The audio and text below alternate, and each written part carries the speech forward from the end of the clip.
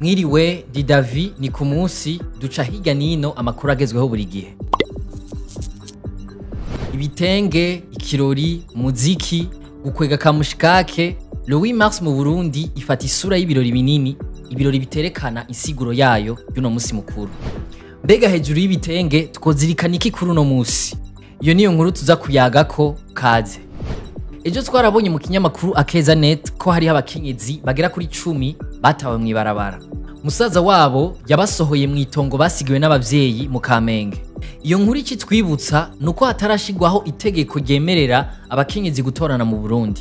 Daniel Geras Ndabirabe atwari inama nshingamateka mu 2021 yavugiye mu kiganiro Muramvya ko ivyo gutorana kw'abakenyezi bitaragera, ngo hari abakenyezi bo mu muji hamwe n'abantu bize babivuga bashaka gusambura imico y'abarundi. Umutambukanyi w'umukuru w'igihugu nawe asaba indongozi z'abakenyezi kwihoza ivyo kungana hagati y'abagore n'abagabo ngo niho kutubahana bitangurira. Hari muri Nyakanga 2021. Benshi twarabonye kuri yaga inkuru y'urupfu rwa Kelsey Iteriteka inyuma yo gufatwa ku nguvu. N'ubu umuryango wako kana k'agakobwa kaba mu buterere nturaronka ubutungane. Urupfu rwa Kelsey ni kimwe mu vyerekana ko uburenganzira bw'umwigeme canke umukenyezi bukiri hasi cyane. Tubirabire mu biharuro. Mu ntwaro mu 2021 Afrabu yerekana ko hari abashikiranganji b'abakenyezi batanu gusa ku bagabo 10, abastanteri 43 kuri 76, ababura amatari b'abakenyezi batatu gusa ufatiye ku ntara zose zigize igihugu. Mu nzego z'umutekano mu 2020 abasirikare b'abagore bari 635, ni kuvuga ibice 12 gusa.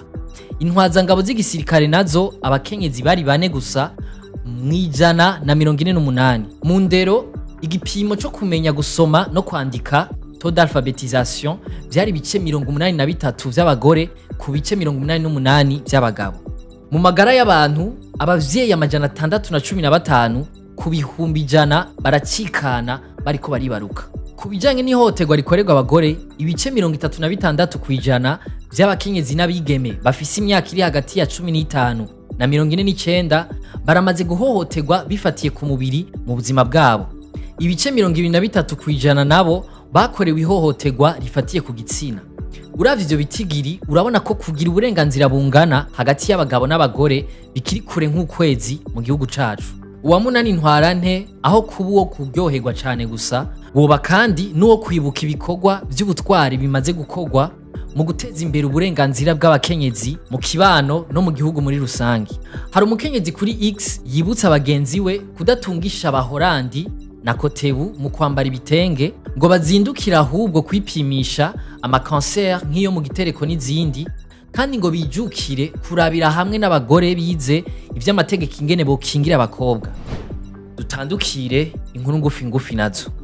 President Evariste Ndayishimiye yarayatanguriye isekeza ryo gusukura igisagara ca Bujumbura mu isoko ya Ruvumera. Akaba yahaye ikiringo c'indwi imwe abakorera muri iyo soko ngo babe bakuye imicafu yose ihari. Yagiye kandi akuye ubutwara isoko rya Ruvumera n'icegera ciwe kubera ko ayo mabanga yabananiye. Ngo inoti z'ibihumbi 10 n'iza 5 zirahari zikwiye, ahubwo n'umukenyuro w'ibanki nkuru y'igihugu BRB wo kugerageza guhangana n'abanyegeza amafaranga. Harejo hahise umuyobozi mukuru w'ibanki nkuru BRB Edouard Normand Bigendako nivyo yishuye mu ruganda yarimwe. Hambavu y'uwo mukenyuro ikibazo c'inoti z'ijana zishaje ngo mu kwezi kumwe canke 2 hazoboneka izimeze neza. Mwakoze kudukurikirana, aya makuru muyasanga ku mbuga hwaniro zacu naho kwa mbere.